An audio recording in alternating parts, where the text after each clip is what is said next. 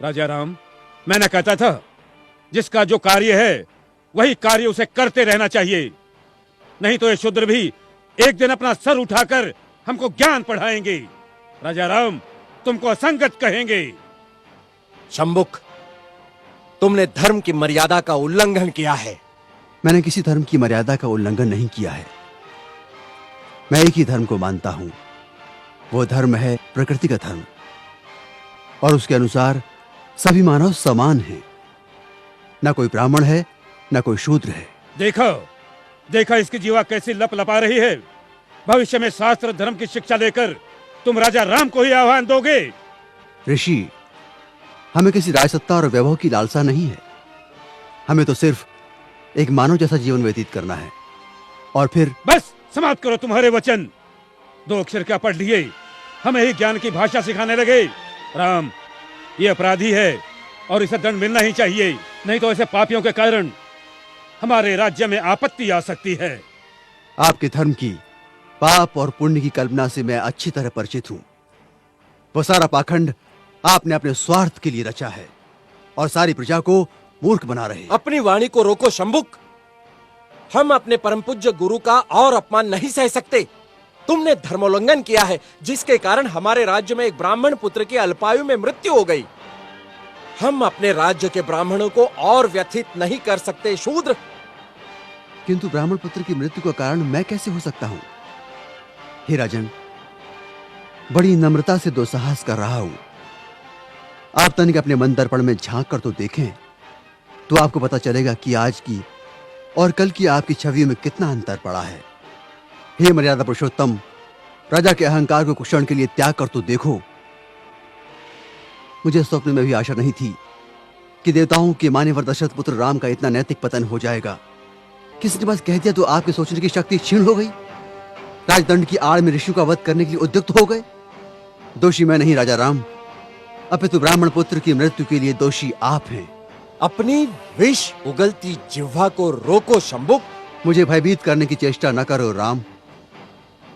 जब जब किसी शूद्र ने परंपरागत सामाजिक दास्तां की बेड़ियां तोड़ने की चेष्टा की, तब तब धर्मांधों ने उसकी हत्या कर दी। मुझे मृत्यु का भय नहीं राम। एक शंभुक जाएगा तो दूसरा शंभुक निश्चित ही पैदा होगा। शंभुक, मैं राम, स्वाभिमान और स्वतंत्रता का लघु जीवन भी दास्ता और अपमान से भरे दीर्घायु से कई गुणा सुकर है। अब यदि एक भी शब्द तुम्हारे मुख से और निकला तो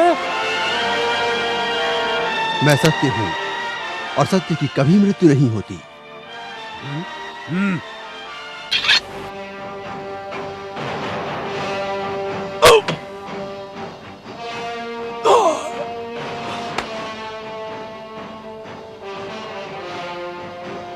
न्याय प्रिय प्रभु रामचंद्र की जय। न्याय प्रिय प्रभु रामचंद्र की जय। न्याय प्रिय प्रभु रामचंद्र की जय। न्याय प्रिय प्रभु रामचंद्र की जय। न्याय प्रिय प्रभु रामचंद्र की करो, जय जयकार करो। ब्राह्मणों के जाल में फंसे श्री रामचंद्र की जय जयकार करो। कपट से बाली का वध करने वाले श्री रामचंद्र जी की जय जयकार करो। अपनी पत्नी का त्याग करने वाले श्री रामचंद्र की जय जयकार करो। महर्षि शंभुक का वध करने वाले राम की जय जयकार करो। करो, जय जयकार करो, ताकि इनके काले कारनामों पर पर्दा पड़ता रहे।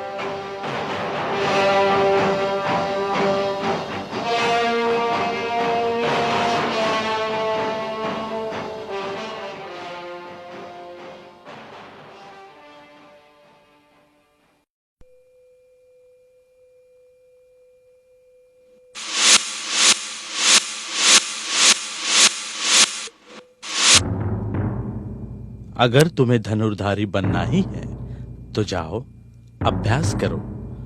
अभ्यास करने से कुछ भी प्राप्त हो सकता है।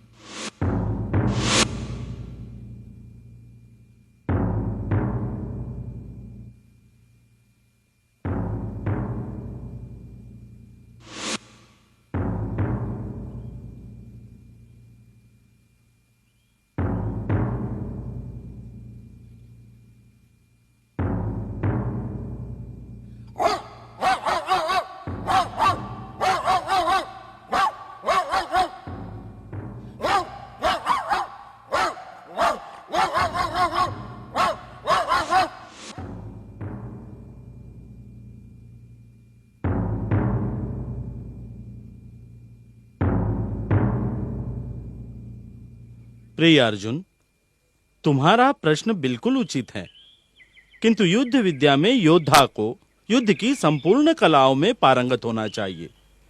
केवल एक कला में पारंगत होने से कोई भी पूर्ण योद्धा नहीं हो सकता। किंतु गुरुदेव, धनुर्विद्या को तो सर्वश्रेष्ठ कहा गया है। तुम तो जब तब अपनी प्रशंसा में मगन रहते हो। मेरी प्रशंसा? हाँ, धनुर्धारी होना। भीम, तुम्हें विषय को भटकाना अच्छी तरह आता है। भीमराता की तो ये आदत है, बिना किसी कारण के किसी से भी उलझ पड़ते हैं। किंतु नकुल, तुम क्यों भीम भ्राता की बात पर कटु टिप्पणी कर रहे हो? भीम की गदा के सामने तो बड़े बड़े धनुर्धारी मैदान छोड़ने पर विवश हो जाते हैं। हम पांडव कितने भाग्यशाली हैं जो गुरुदेव जैसे का हमें आशीर्वाद मिला। अर्जुन सत्य कह रहा है गुरुदेव, आपके विशेष प्रेम तथा वात्सल्य से ही हम पांडव सारे पृथ्वी स्थल पर अजय होंगे।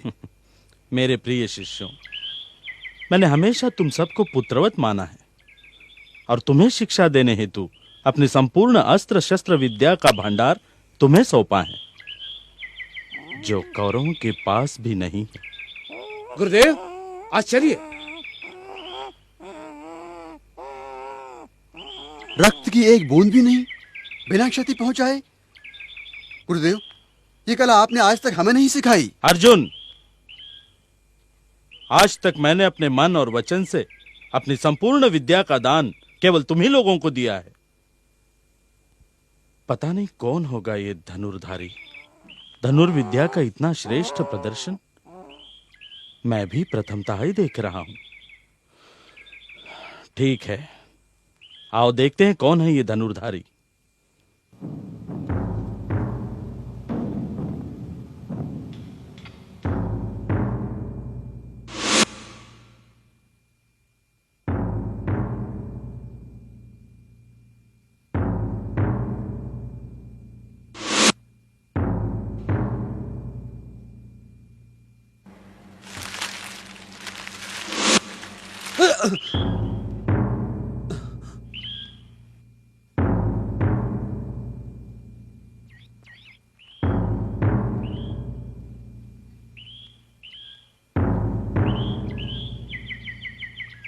कौन हो तुम लोग? भद्र पुरुषों, तुम्हारे आगमन से मेरी एकाग्रता भंग हो रही है। मैं युधिष्ठिर, ये मेरे अनुज भीम, अर्जुन, नकुल और सहदेव। क्षमा चाहता हूं वीर पुरुषों, मुझे पता नहीं था कि आगंतुक आप लोग हैं। क्या उस कुत्ते का मुख तुमने ही? जी हां मान्यवर, वो मेरे अभ्यास की एकाग्रता को भंग कर रहा था। कहां से सीखी है ये कला? कौन है तुम्हारे गुरु? मेरे गुरु हैं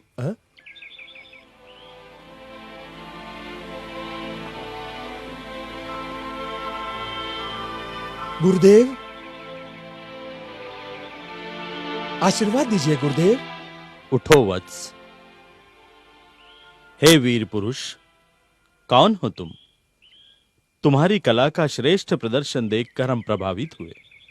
धन्य भाग मेरे गुरुदेव, आप स्वयं चलकर मेरे अभ्यास स्थल तक आए। हे वीर धनुर्धारी, कहां से सीखी है तुमने ये कला? कौन है तुम्हारे गुरु?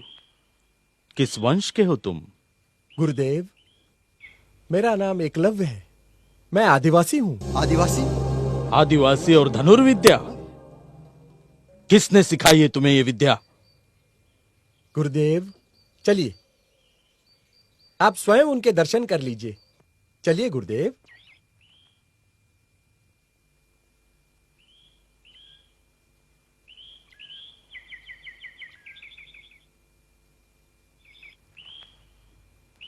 गुरुदेव, ये रहे मेरे परम पूज्य गुरु श्री द्रोणाचार्य जी।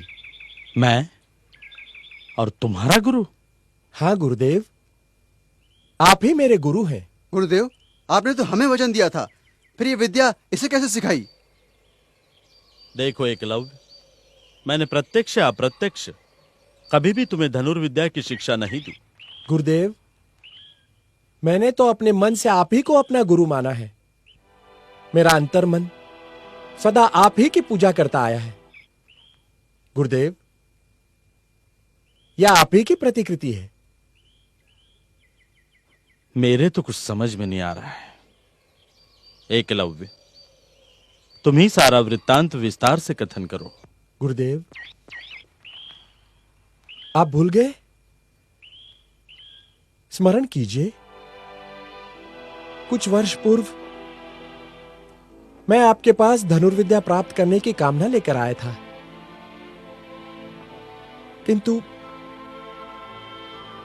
किंतु आपने मुझे,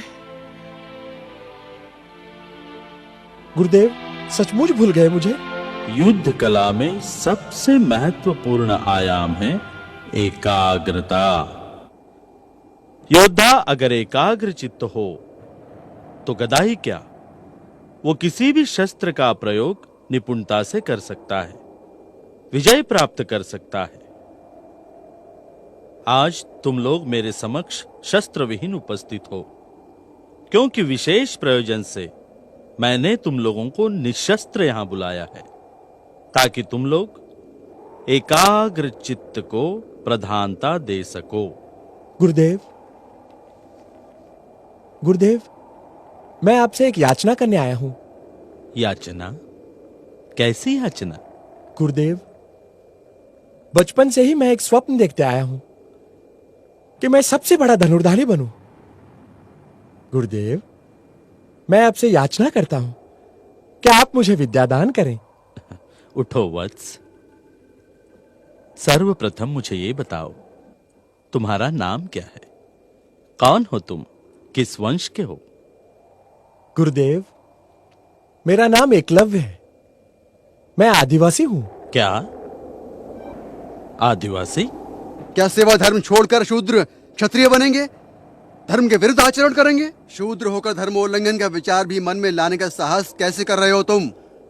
अब तो भ्राता अर्जुन शूद्र भी तुम्हारे साथ धनुर्विद्या सीखने लगेंगे। भ्राता भीम, अब तुम भी सावधान हो जाओ, कहीं ऐसा ना हो कल कोई शूद्र गदा उठाए तुमको ही ललकारने लगे।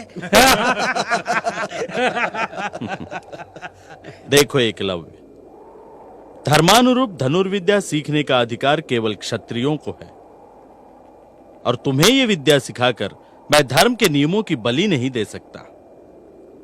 मेरा तुम्हें एक उचित सुझाव है, धनुर्विद्या सीखने का विचार तुम अपने मन से ही त्याग दो। किंतु गुरुदेव, मेरा स्वप्न। देखो एकलव्य, मैं विवश हूं, मैं तुम्हें अपना शिष्य नहीं बना सकता। अगर तुम्हें धनुर्धारी बनना ही है तो जाओ, अभ्यास करो। अभ्यास करने से